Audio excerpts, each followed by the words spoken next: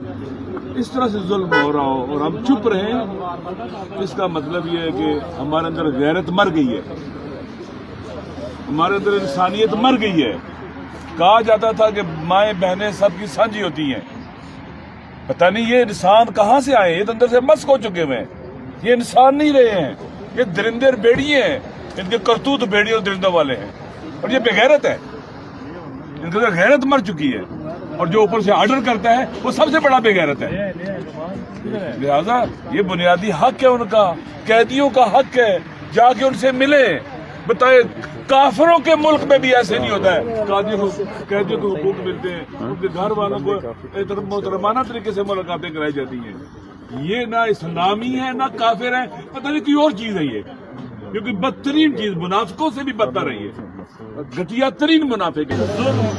جو ہو رہا ہے اس وقت، اگر اس کا راستہ نہیں روکا گیا، ان کے ہاتھ نہیں توڑے گئے اور ان کو جس جگہ ان کو بٹھانا چاہیے وہاں نہیں بٹھایا گیا، آپ یقین کریں ہمارا وطن تباہ و برباد کر دیں گے۔ ابھی غزہ کے مسئلے میں انہوں نے وہاں پر جا کر جو ڈونلڈ ٹرمپ کا وہاں تھا